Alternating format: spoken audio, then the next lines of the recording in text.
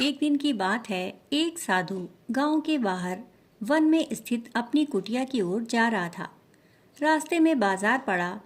बाजार से गुजरते हुए साधु की दृष्टि एक दुकान में रखी ढेर सारी टोकरियों पर पड़ी।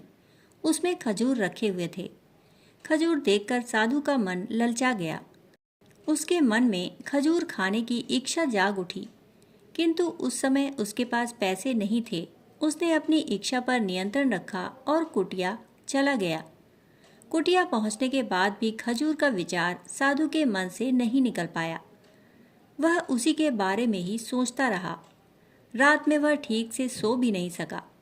अगली सुबह जब वह जागा तो खजूर खाने की अपनी इच्छा की पूर्ति के लिए पैसे की व्यवस्था करने के बारे में सोचने लगा।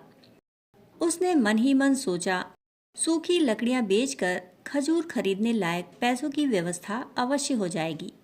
यह सोचकर वह जंगल में गया और सूखी लकड़ियां बीनने लगा। काफी लकड़ियां एकत्रित कर लेने के बाद उसने उसका गट्ठर बनाया और उसे कंधे पर लाद कर बाजार की ओर चल पड़ा। लकड़ियों का गट्ठर भारी था, जिसे उठाकर बाजार तक की दूरी तय करना आसान नहीं था, किंतु साधु चलता गया।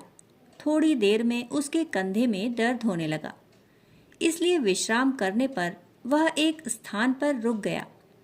थोड़ी देर विश्राम कर वह पुनः लकड़ियां उठाकर चलने लगा। इसी तरह रुक रुक कर किसी तरह वह लकड़ियों के गट्ठर के साथ बाजार पहुंचा। बाजार में उसने सारी लकड़ियां बेच दी। अब उसके पास इतने पैसे इकट्ठे हो गए जिससे वह खजूर खरीद सके। वह बहुत प्रसन्न हुआ और खजूर की दुकान में पहुंचा। सारे पैसों से उसने खजूर खरीद लिए और वापस अपनी कुटिया की ओर चल पड़ा। कुटिया की ओर जाते जाते उसके मन में विचार आया कि आज मुझे खजूर खाने की इच्छा हुई।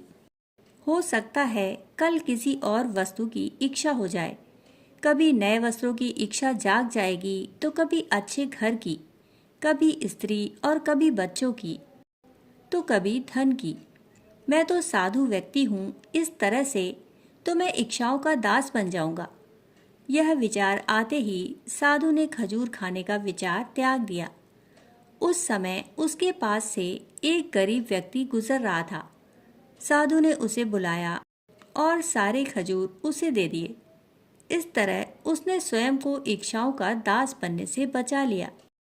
यदि हम अपनी हर इच्छाओं के आगे हार जाएंगे तो सदा के लिए अपनी इच्छाओं के दास बनकर रह जाएंगे। मन तो चंचल होता ही है, उसमें रह रहकर इच्छाएं उत्पन्न होती रहती हैं, जो उचित भी हो सकती हैं और अनुचित भी। ऐसे में इच्छाओं पर नियंत्रण रखना आवश्यक है।